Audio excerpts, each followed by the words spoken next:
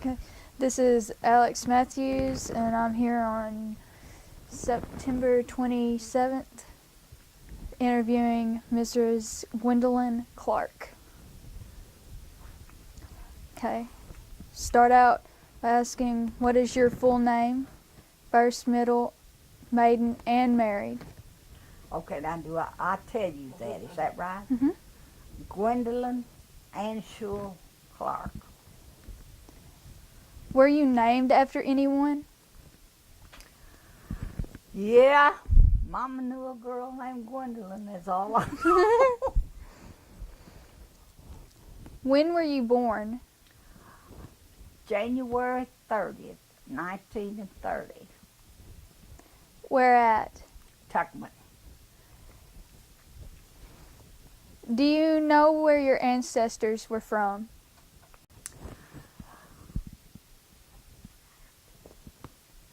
Well, I know that I don't know. I know that my grandfather's people come from up around Walnut Ridge, you know. Now my grandfather on Mama's side was Indian. I don't know the details or nothing, but you can tell that he was Indian. Well, Mama looked a lot like, looked a lot Indian. And as far as my granny on my mama's side, I really don't know, because her folks, she was an orphan, and she had, was raised by people, different people, and I've often heard her say that she was married, a mother, a widow, and married again before she was 20. Where did they settle at? They settled around Tuckman, in that part of the country. I don't know exactly where. What did they do there? Just about anything they could do. Farming, worked as farm hands. Did you ever have a nickname? Well, everybody called me Blondie, like I said, And how did you get that nickname? because I was always blonde. I've always been my hair was just white. I want you to tell me. In fact, Sonny Wolf still calls me Blondie. I want you to tell me more about your mom and dad. Well, Mama and Daddy worked hard all their life. They never had anything. They had to work, and they had, when I married, it was me, they had me and 5 boys.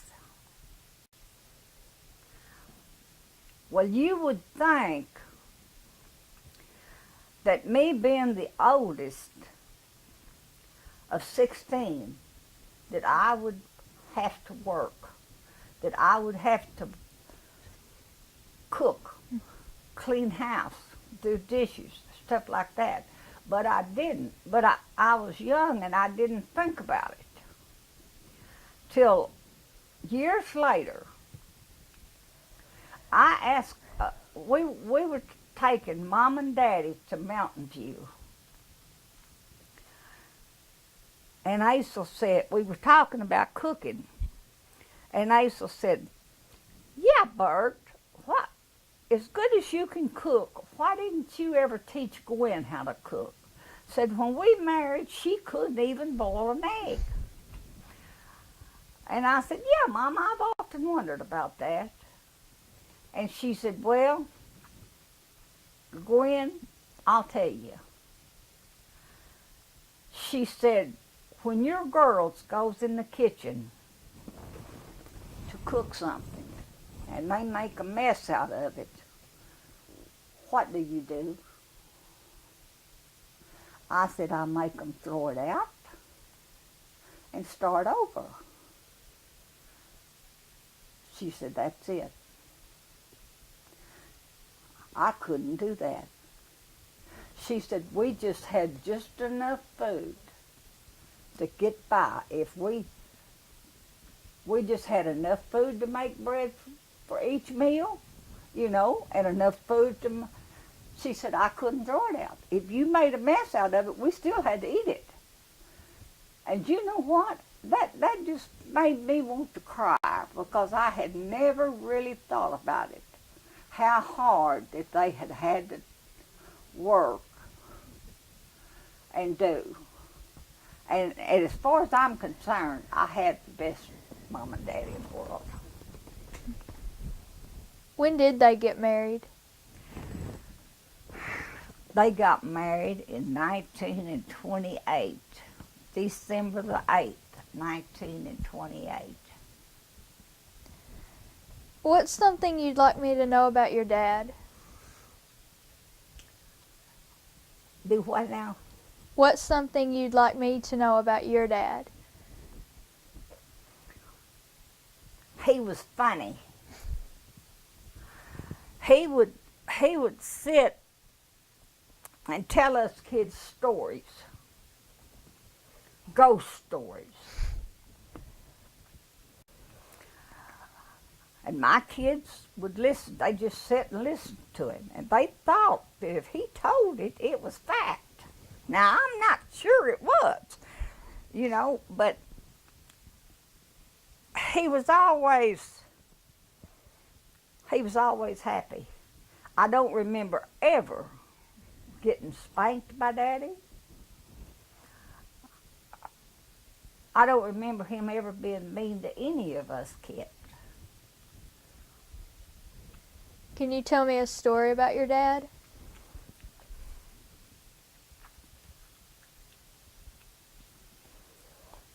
I can tell you a lot of stories about that.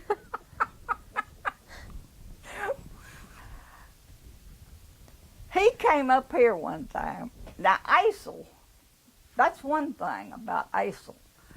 He loved Daddy and Mama as much as I did.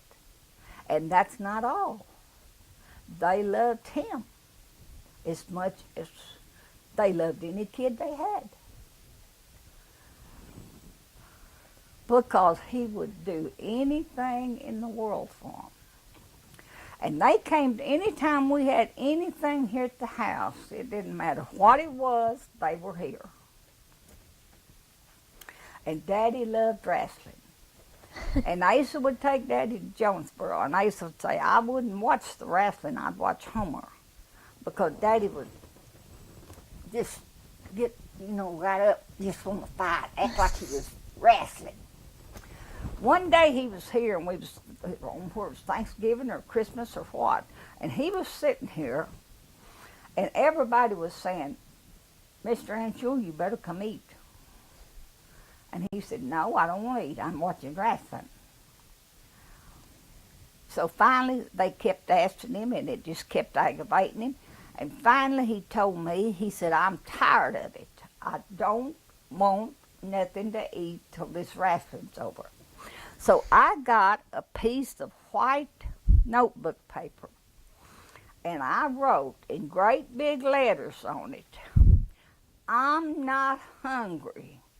Don't ask me again. And I pinned it on his shirt. Would you believe it? 10 or 15 years later, I found that piece of paper. Really? And I put it in my album. That's just the kind of person he was. And when the storm hit Fisher, all of us kids saved him cans. And he had them stacked around the tree, and he said, Sister, Do you think that if I put an ad in the Modern News and said that any soda pop can found between Fisher and Harrisburg belonged to me, do you reckon I'd get my cans back? And I said, no, Daddy, I don't think you would. But he was... And one time he came down here and he had a bad cold, and I gave him some NyQuil.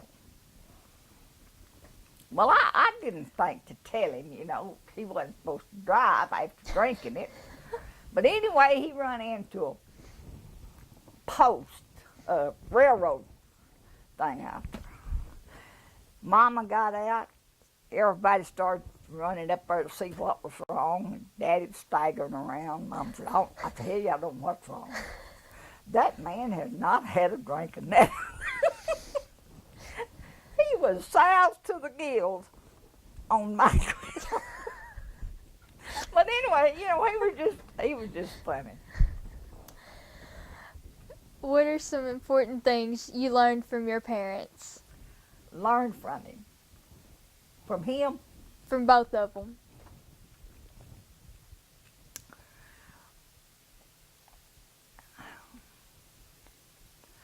Well, I learned to be tolerant of people, for one thing. If a person treated Daddy good, it didn't matter what color they was. It didn't matter who they was, how poor they was, how rich they was, or nothing. If they treated him good, and he worked his heart out for anybody he worked for, he was just that kind of person.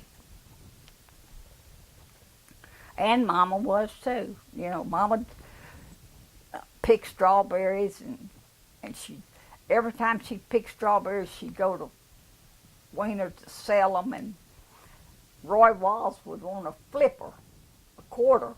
He'd say, Miss Anschulz, let's flip, double or nothing. If you win, I'll pay you double them for them strawberries. If I win, I get them for nothing.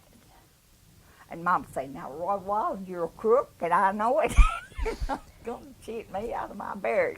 Stuff like that. They just always went on. But I'll tell you something. I never went to see Mama, even when she was in the nursing home, that I didn't say, Mama, how much do you love me? And she would put her two fingers about an inch apart, and she'd say, that much. And just die laughing. I'd say, how much do you love Asa? And she'd stretch them arms out as wide as they'd go. Then she'd tell me, she'd say, Gwen, I'm just joking you. I really like you as well as I do him. The day she died, I was at the hospital, and I had stayed all night, and I was going to come home and clean up and go back. I went into her room. Nobody was in there but the nurse. I roused Mama up, and I said, Mama, I've got to go home now, but I won't be gone over an hour or two, and I'll be back. I said, but before I go, I want you to tell me how much you love me. And she did the same thing. She took them, and she had blue things on her, hooked on her fingers, that they put in hospital. She did like that. And just laughed.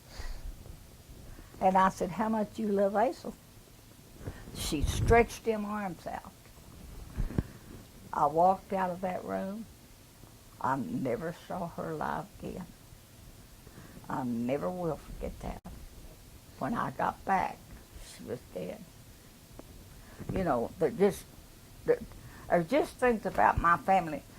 And people tell me, Gwen, you wouldn't be depressed if you take all your pictures down and everything.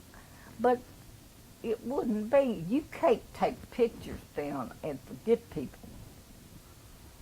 I mean, they was there. So you just will see them, because I never go by through a day that I don't think of all of our ones I've lost. Tell me what you know about your grandparents on your mom's side. Well, my grandma Ward, when she was, like I said, when she was little, she was an orphan. And she had to stay with some people when she was about 5 or 6 that was mean to her.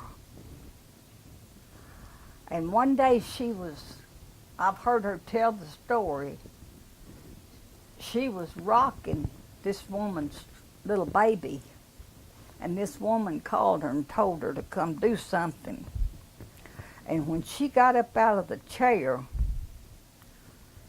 the blanket caught on that chair, and she dropped the baby.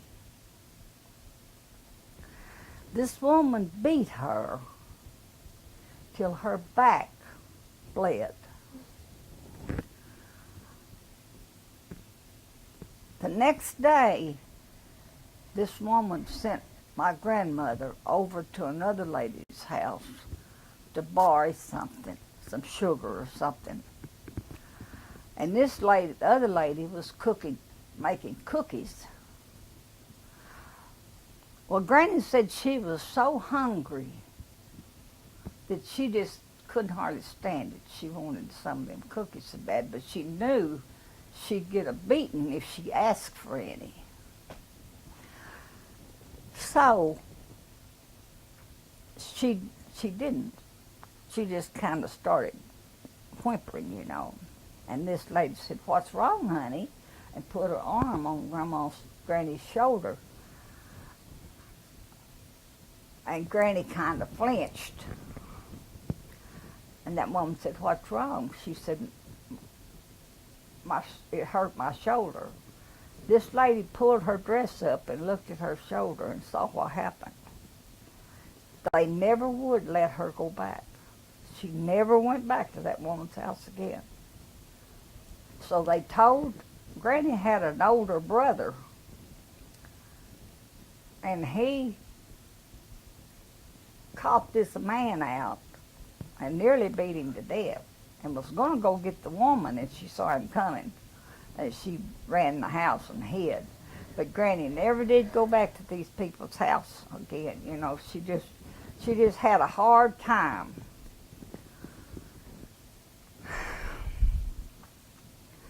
And like I said, she was married and a mother and a widow, and married again before she was 20.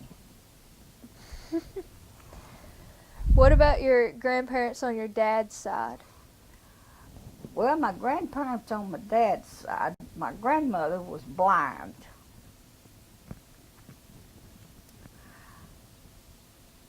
And everybody tells me that she was mean.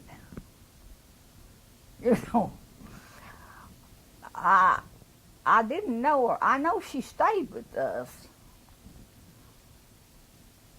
But, in fact, she lived with us when she died in 1940.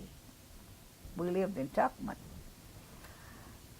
But I didn't mess around her very much, because she was real cranky, and so I never did learn too much about her. I know she was mean to Mama. She would tell Mama if it was her, she would do this, or if it was her, she would cook that. Well, Mama couldn't do it because Mama didn't have it, to cook. So, and I don't remember my grandpa on Daddy's side at all. Your grandparents on your mom's side, what were their names? Huh? What were on your grandparents on your mom's side? What were their names? Ward. What was their house like? Lifestyle. What was their what? House like? Like where they lived. I'm still not understanding you. What was their house like? House like. Okay. They lived in a house that I don't know whether you know what I'm talking about or not, but they lived in what they call a shotgun house. Patricia probably knows what a shotgun house is. It's a long, straight house that you could stand on the front porch, and if all the doors is open, you could shoot out the back door. It's just like that. I know what you're talking about. Yeah.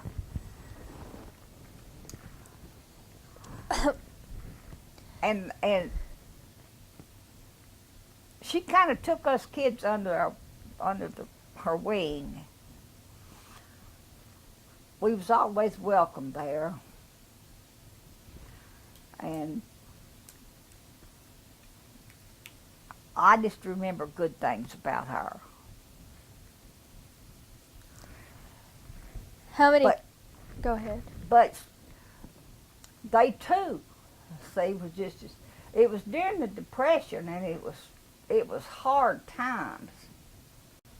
And Grandpa, at that time, worked as a guard at the water tower in Tuckerman, which didn't pay much. And Daddy, at that time, was working on the WPA, which paid $1 a day. You know, and that's, you just can't hardly live on $1 a day. But I do remember this about Mama. Mama washed for a lady, did a lady's washing every Monday morning. Okay, this lady, now Mama washed, they didn't have washing machines and things. Mama washed on her hands. This lady would pay Mama 50 cents. Out of that 50 cents, I always got a nickel. Now, that don't seem like much, but then it was, because I could take a nickel, you know, and do a lot with it.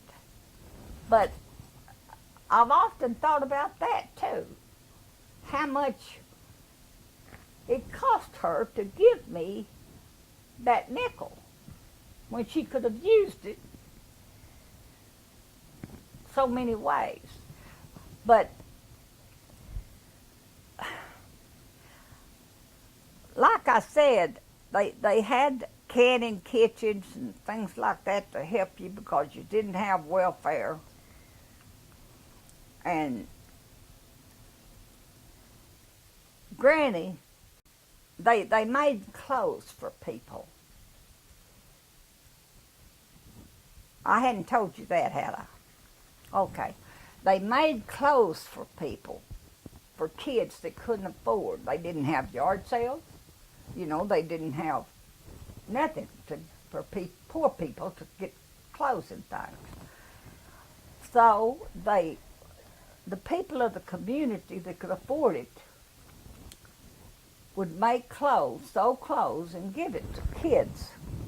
Well, I wore a lot of those clothes, and they made them out of flour sacks,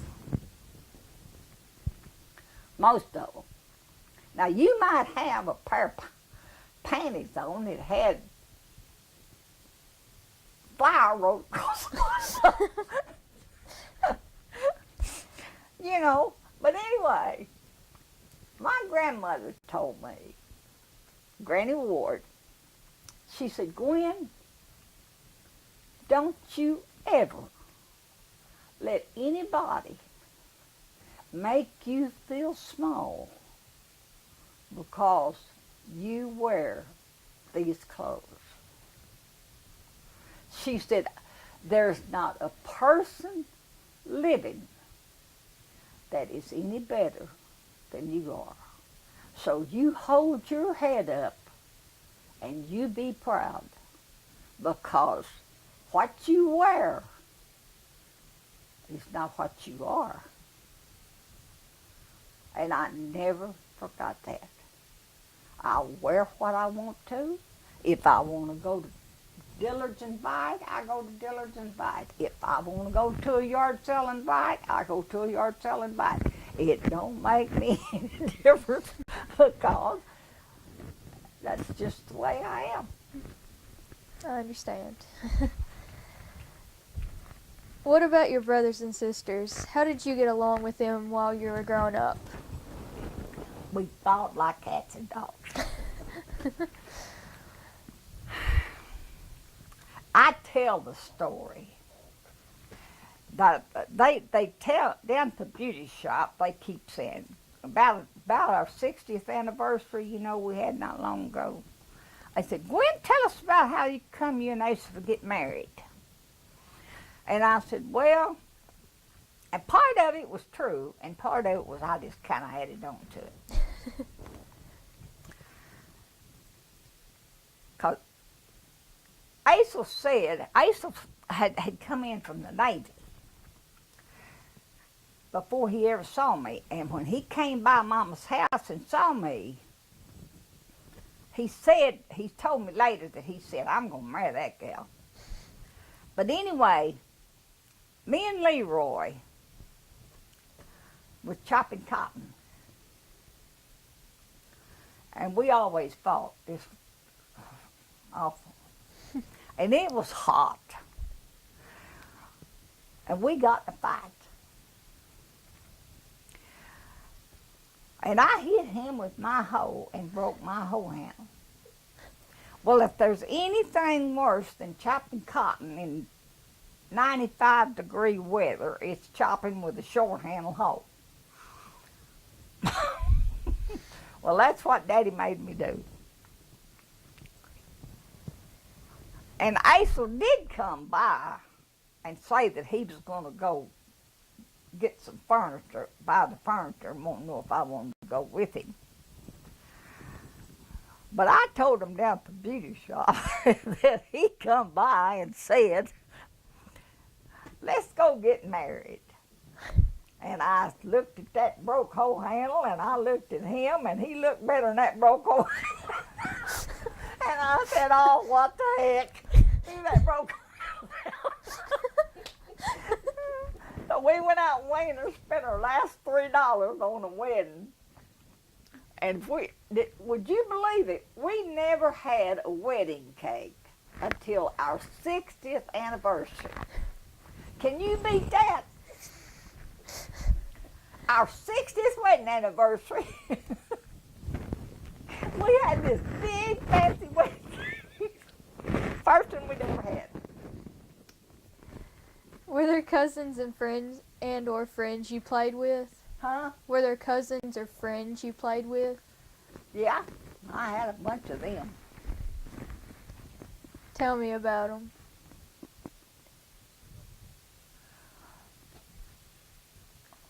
Well,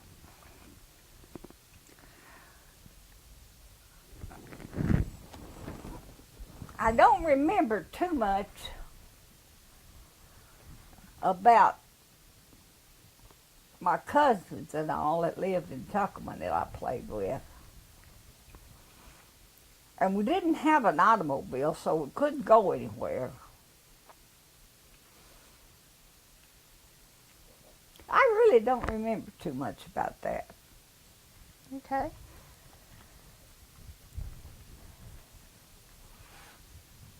Tell me more about the other people in your family or a really close family friend. About what? About other people in your family or maybe a really close family friend. Tell me more about them.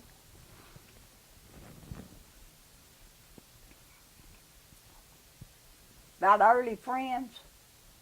did you say? About family friends. Family, friends? Oh, we had a lot of them. We had my uncle and aunt that lives over here. They live, we own the place that they lived after we moved over to this part of the country. But the funny thing about moving down here is when we lived at Blues Chapel, and I went to school at Blues Chapel, and got out of that grade, I had to walk we had to walk from Blues Chapel to Grubbs. Now that's about 2.5 miles, maybe more than that. Well, anyway, when I started over here, I had to walk, from Long Creek down to here. Well, over there, we wore a little makeup. I didn't put on rouge and eye makeup and all that, but I wore a little lipstick. Well, like that. Well, these people over here, when we moved over here, they didn't believe in that. So, according to them, I hope none of them reads this, they thought I was a loose girl.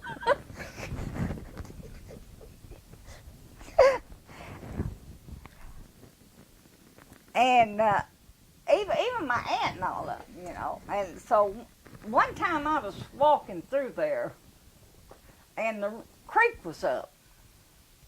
So I had on a pair of jeans, and I pulled them just as high as they'd go, because I had to walk a log. Have you ever walked a log?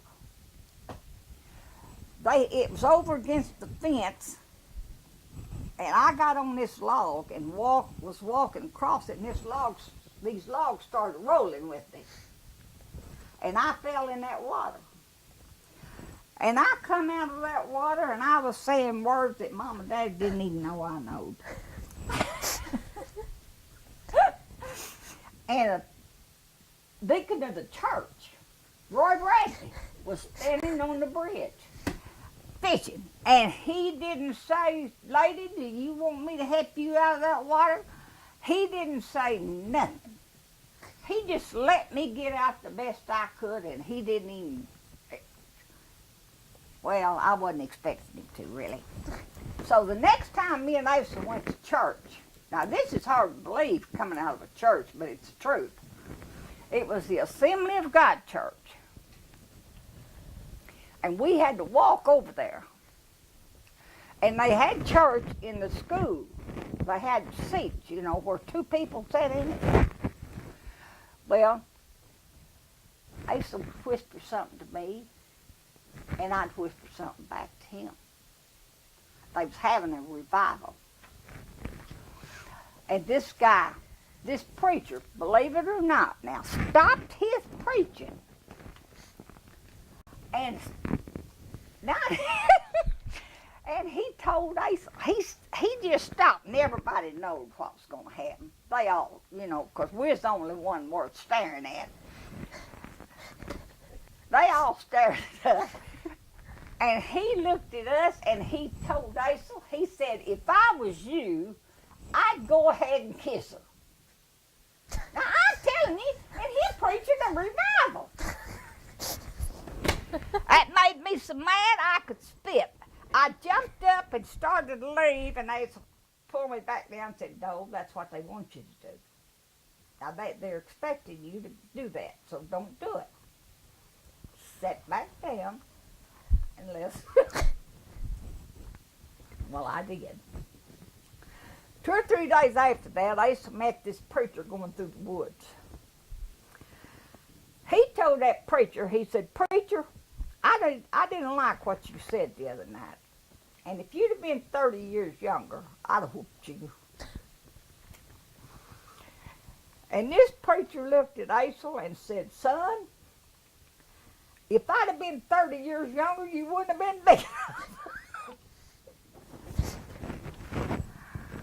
But that's the way things was around here then. You know, I've had some tough times. That's what's made me so mean, I guess. Okay. What did the house you lived in as a child look like? We lived in just about anything we could find. If we got sick, we doctored ourselves. I remember one time I stepped on a rake and the prongs went between my toes. I didn't go to the doctor. Daddy just got a pan and put some coal on it and stuck my foot in it. It got well. You know, But now I tell you what was fun is taking Mom and Daddy to the doctor. You take Mom and Daddy to the doctor and you had yourself a time. Mom and Daddy, they talk all the time about how people cheats Medicare, Medicaid, and all that. Well, my mom and daddy was on Medicaid all their life, I guess. I bet you that they didn't take $500 worth of medicine or go to the doctor all the time of their life. I took them to the doctor one time, and we were sitting over there out in the hall, and the nurse came out and said, "Miss Anshul, if you'll give me your vital statistics, I'll take them, and you won't have to wait when you get in the doctor's office." Mom said, "Okay." So there was a man that we didn't know sitting over there. Daddy was sitting there, I was sitting here, and Mom was sitting over here. The nurse said, "Miss Anshul, are you allergic to anything?" And Mom said, "No."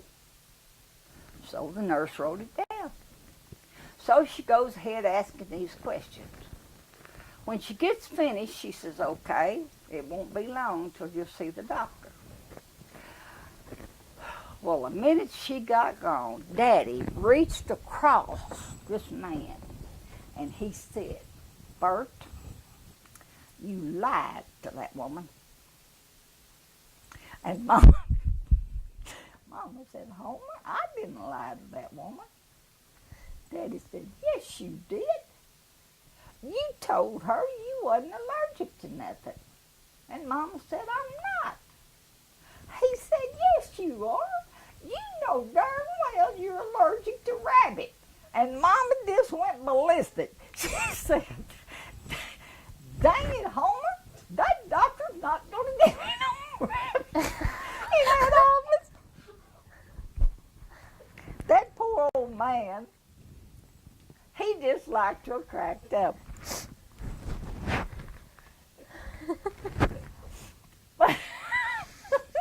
But the funniest thing, you know, blondes has never been known to be smart. And I've always been just a little bit on the dumb side. Because one time, Aisel and Slick sent me out to Waldenburg and told me, "Tell Ray Chestnut that you want a quart of Chevrolet brake fluid. Now don't bring back no other kind.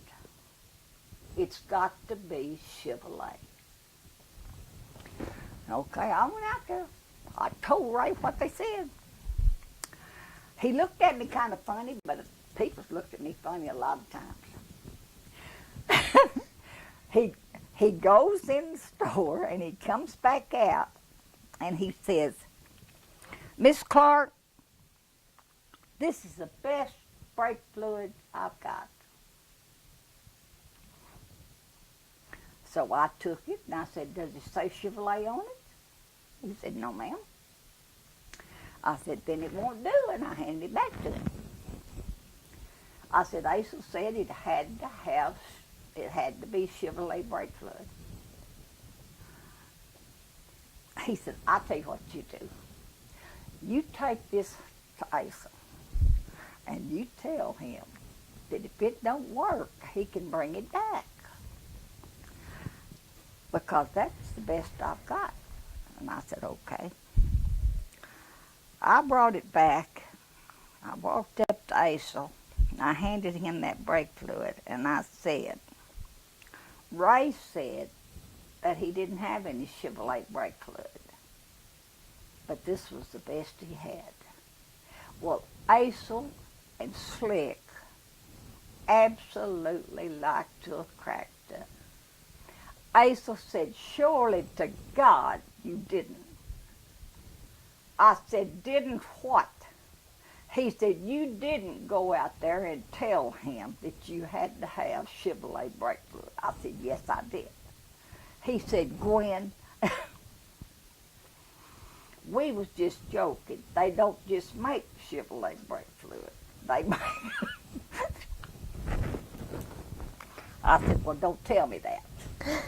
Then one time Mama called me and she said,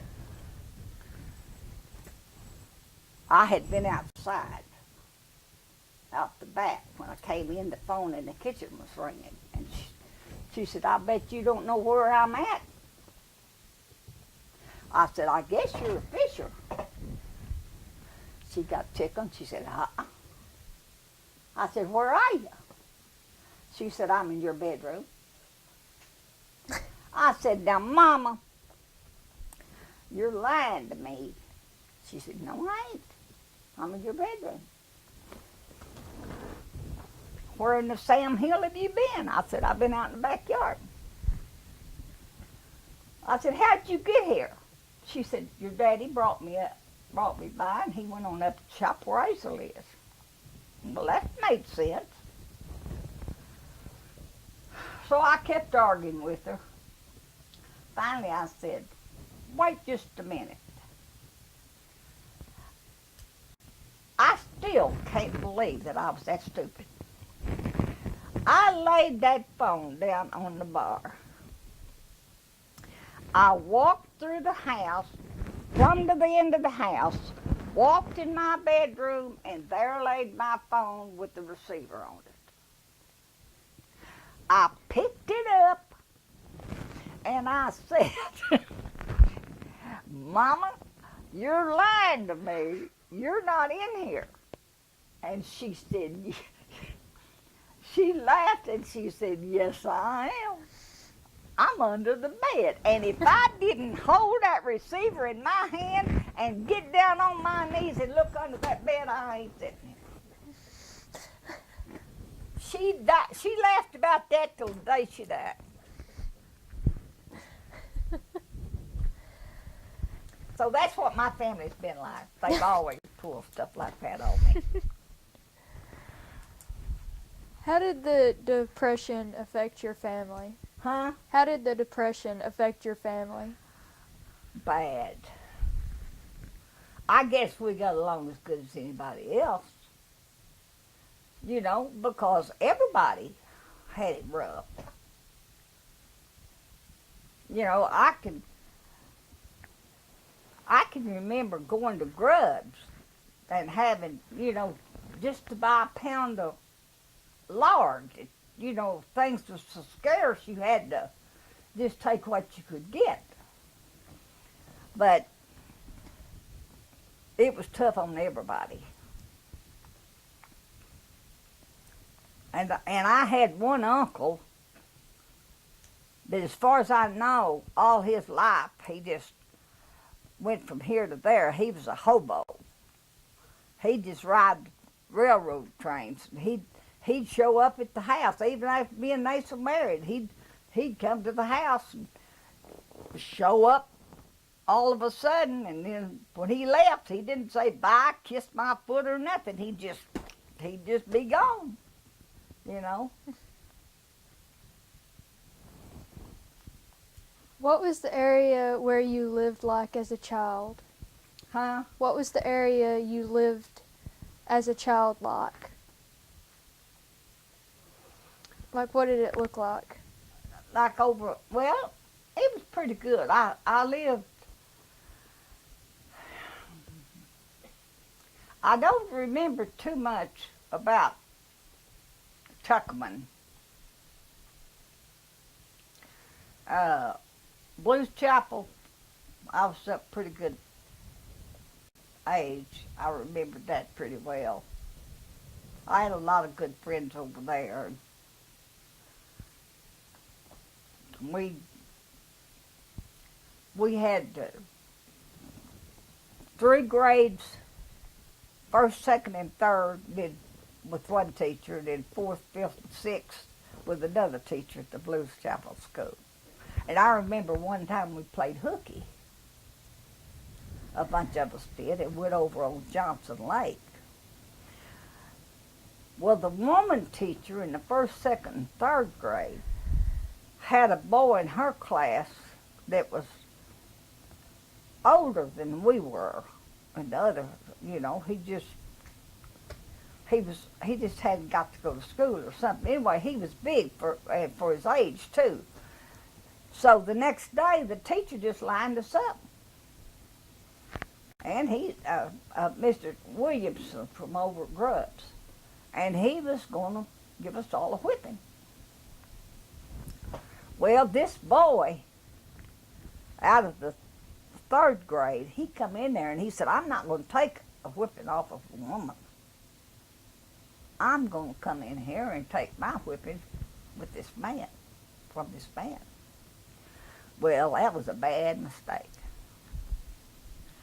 Because, of course, us being the man's pupils, we got whipped first. And he was last. And the longer that teacher whooped, the madder he got. And by the time he got to that poor boy, man, he was mad. And I think that broke us from playing hooky. I don't remember ever playing hooky after that. Do you remember going shopping with your mother as a child? Do you know? No, I don't. I don't remember ever going shopping. Okay. For one thing, we just didn't have the money.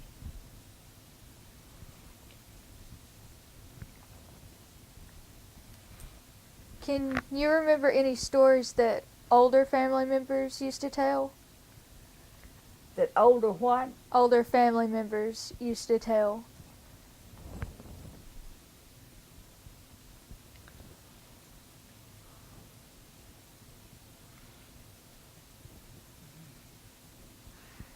Well, I know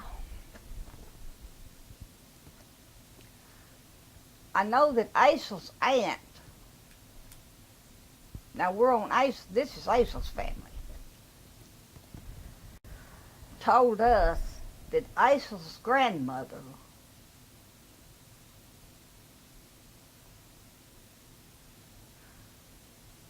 was an Indian squaw. And her husband, when he married her, they lived up around Calico and all. His family disowned him. So he came down here. Now the abstracts and all say that he owned land down here from 1898. He bought his first piece of ground down here. We live on the farm that he bought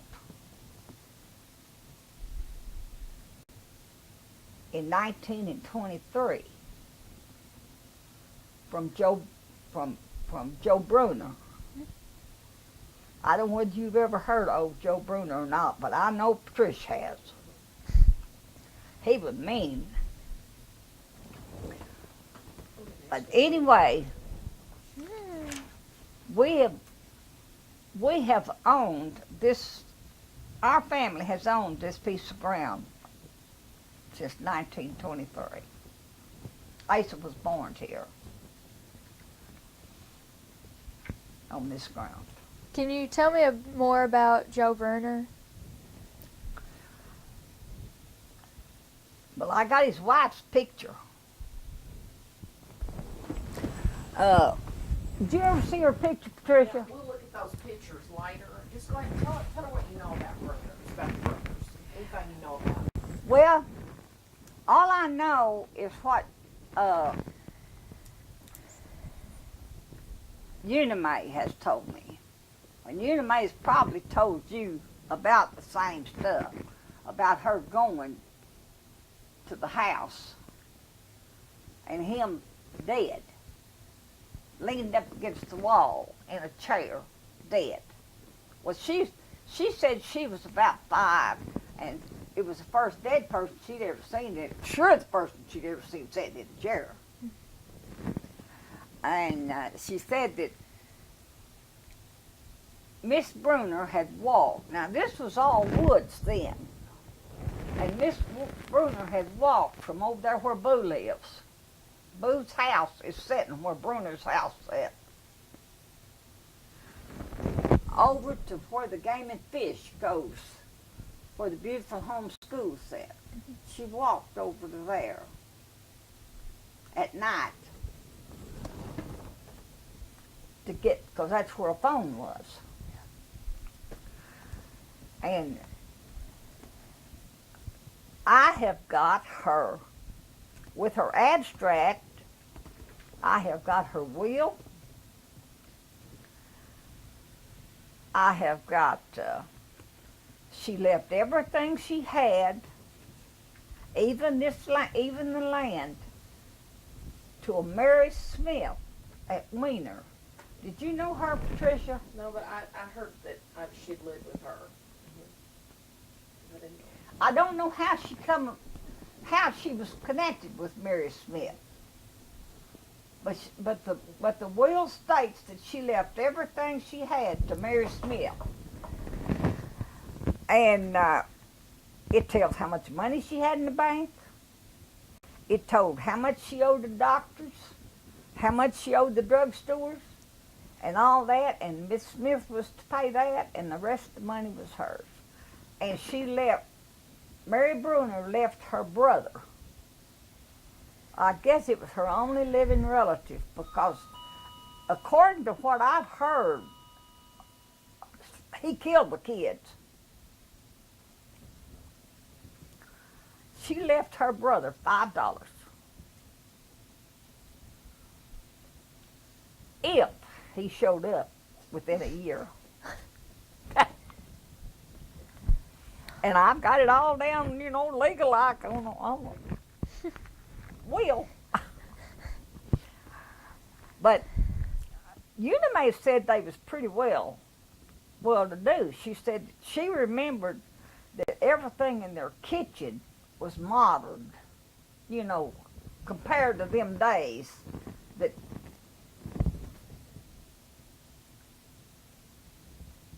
she just had nice stuff. But he must have been so mean to him. I know everybody talks about how they would say, "Oh, Joe Bruner's going to get you," or something like that, Can you tell me about the first funeral you remember attending?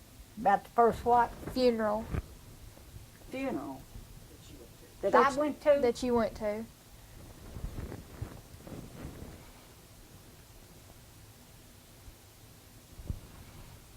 I can't remember. Okay.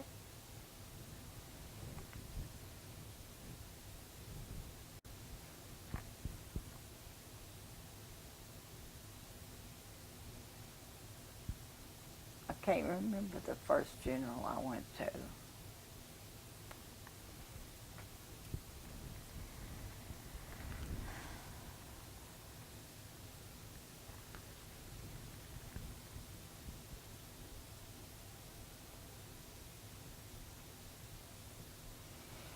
I know the saddest I was when our son died.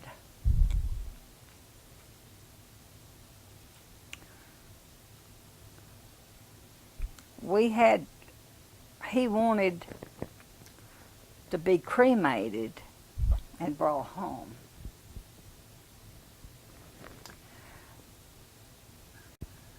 And he wanted to be put down here in these woods. There's 7 acres of woods down there. And Packy went down there and stayed with him a long time. He had an insurance. He worked as an artist for a leather company, and he made good money. I mean, big money for that time, like $60,000 a year, something like that. And the insurance though would not pay here. It was at HMO. You've heard of it, hadn't you? He had to be in Texas. He had to go to a certain hospital. I mean, it paid everything just like clockwork. He didn't have to be out a dime, but he had to be there. So we just went down there. But anyway, we brought him home. We come on home in a car, and Packy brought him home on an airplane. And we went to his visitation. And we had his funeral there at night. I mean, it's about 6 o'clock. And his friends got up. I think about 7 or 8 of them came in from Texas. And they read a eulogy telling about things that he had done. And one thing they said was that he had always told them that when he came home, he felt like that he was just in a cocoon. He was just surrounded by love. And he drew a picture of a cocoon. And I've got films of him. And the kids would say, I want this, I want that, I want something else. And I'd say, Junior, what do you want? And he'd say, I'll find something. That's what he got, that 7 acres of woods down there. And did you know, believe it or not, we can't keep flowers down there. Every year since 1991, I have planted from 2, no less than 2, sometimes 4 rose bushes. Perkins, Jackson and Perkins rose bushes in them woods. And somebody steals them. They pick them up sometimes. One time we planted them on Saturday. On Monday morning they was gone. They hadn't had to be dug up.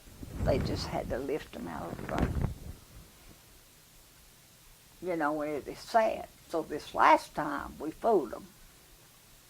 This year we planted trees. They're going to have something big to come get them. We planted crepe tree, I don't know what kind of tree they are. They look like crepe myrtles, and then dogwood. Were your parents strict? Strict.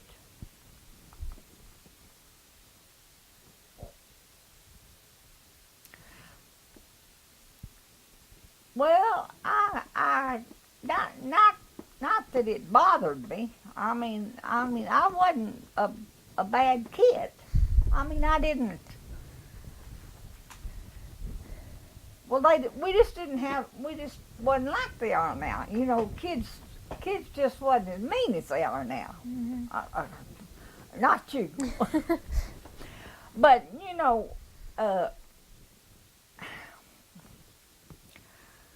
things was different. Now, my parents wasn't too strict. Do you remember any rules they had? Any rules? Yeah.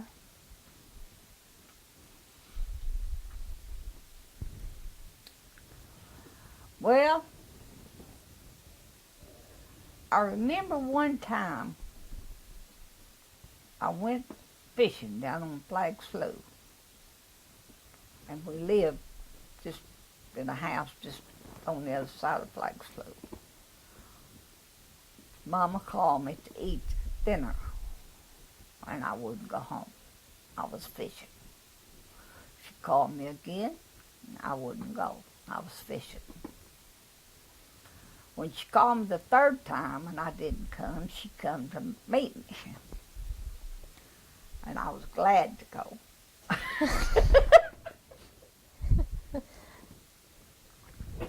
But they was, like I said, they was good to us. They didn't, so. And we was pretty tough kids. Asa tells the story of he was going, it was before me and him married. He was going across Flag Slough Bridge down here one time. He said it was about February. And Sammy was down there fishing. Sammy got his hook caught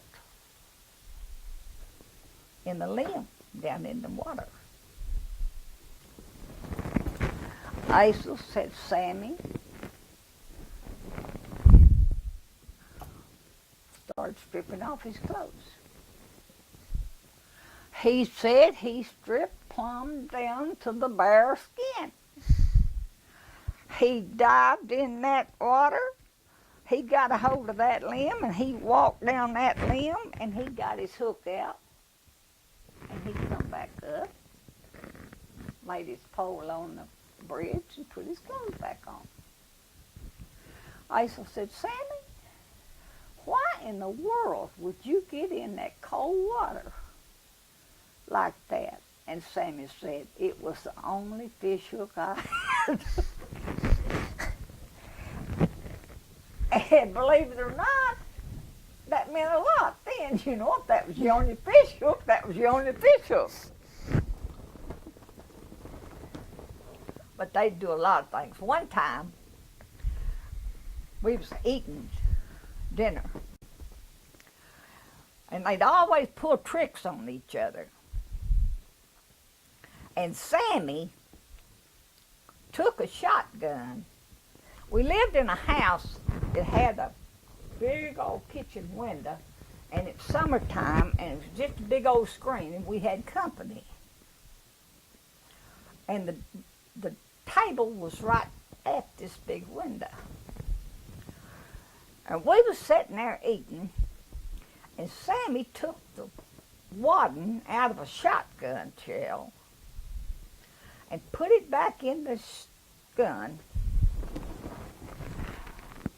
walked up to that window, put it just as close to Leroy as he could get it, and pulled the trigger. Well, it just sounded just exactly like a shotgun. Well, a shotgun had went off, you know, but it didn't do no damage. Leroy thought he was dead. He jumped up and started falling, and oh my God, Sammy's killed me, and the fight was on. Your microphone.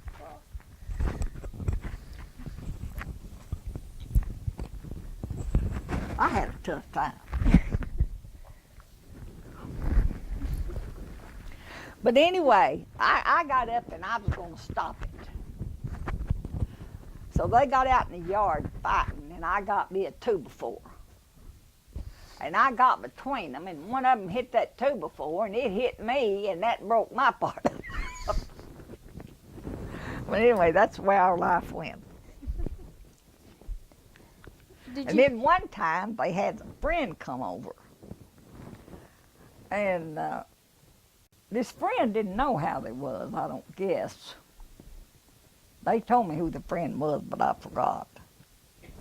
But anyway, one of them went down to the ditch and climbed up a tree, one of the boys.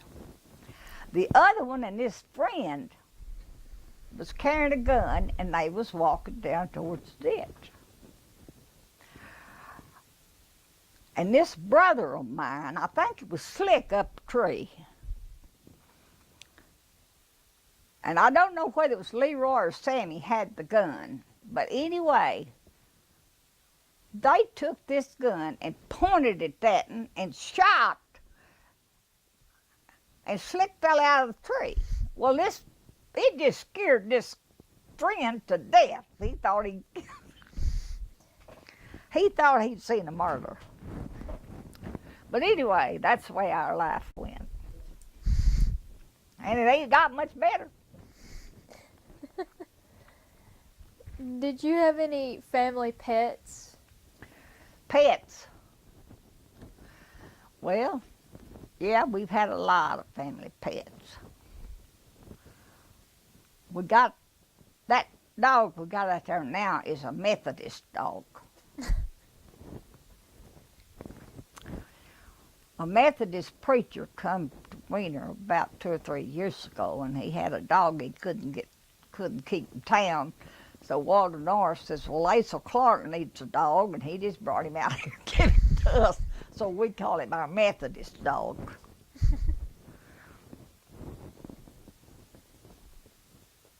But I don't know.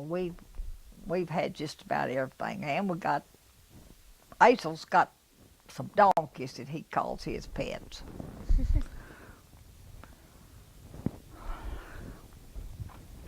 What medicines or remedies do you remember as a child? What? Medicines or remedies for like when you got sick or A long time ago? when you were a child?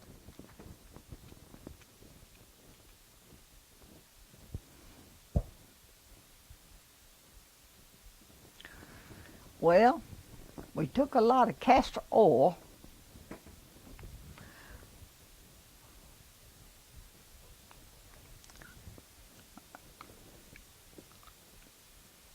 I don't know, we just took any kind of, let's see.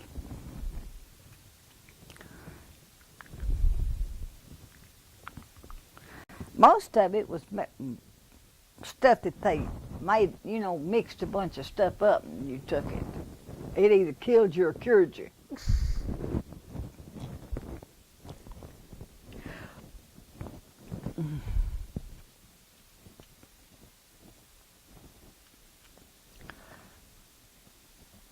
But Acel's folks, Acel's dad was blind.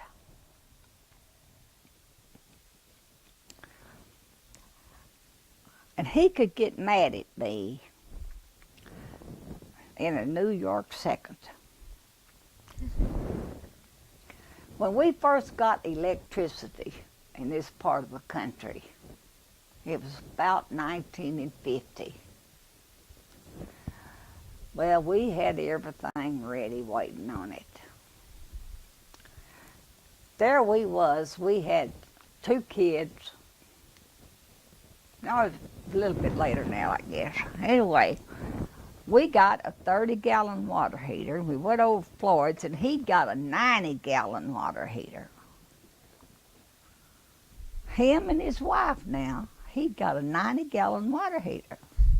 I said, Floyd, what in the world do you want with a 90-gallon water heater? He said, girl, That's what he called me when he got mad at me. Did I ask you to pay for that? I said, no. Then all right. Then it's my business. Do you remember when you and Asa was over here about 2 or 3 weeks ago and run over that hog? I said, yeah. He said, you remember us having to get out and heat water? 11 o'clock at night, scald a hog and dress it? I said, yeah. He said, well, we ain't going to have to heat the water no more. We never run over another hog. He had that one. And one time, Asa said, Gwen, I want you to go to Bono to buy some parts. And I said, I don't know how to get to Bono. And he said, Daddy will go show you. Now, we're talking about a blind man.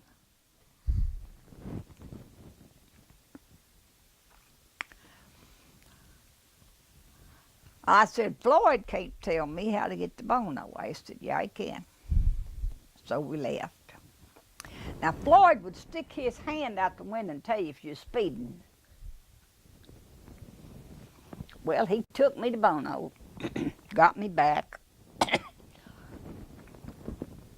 About a week or 2 after that, he walked down here from his house to see the kids. When he started to leave, he went that way. And I was looking out the kitchen window, and I said, I run and caught him. I said, Floyd, you're going the wrong way. Where are you going? He said, I'm going home. I said, you're not going home that way. You live that way.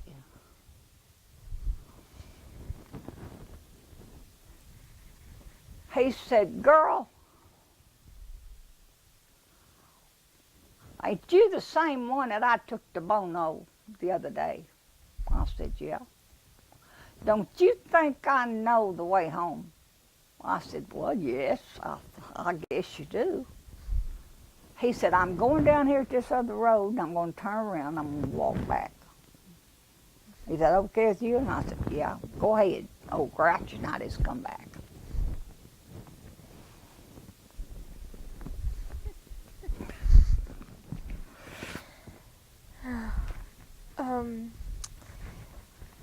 When you went to school, what was it like? When what? When you went to school, When I went to school. what was it like? Pretty good. Like, can you think of a story to tell me about when you went to school?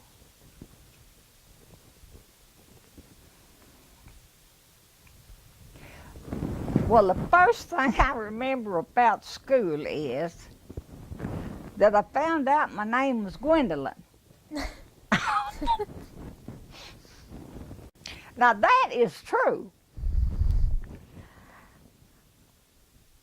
The first day I went to school, the teacher said, what is your name?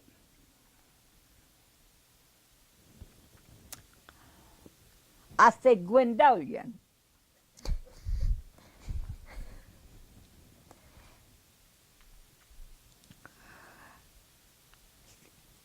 She said, how do you spell it? So I told her. She said, you mean Gwendolyn? I said, no, Gwendolyn.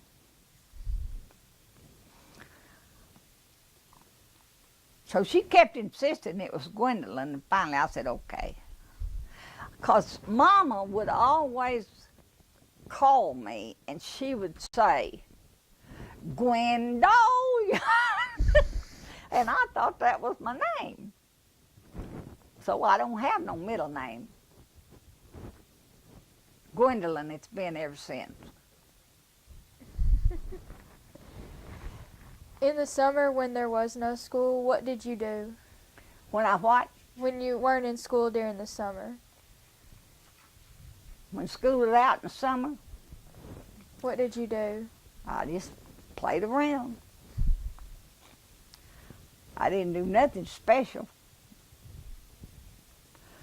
Sometimes if I pick cotton. After I got big enough, I picked cotton and chopped cotton. Okay. Where do I have to? Go ahead. And other than that, that was it. Okay. Okay. We gotta change the CD out. All right.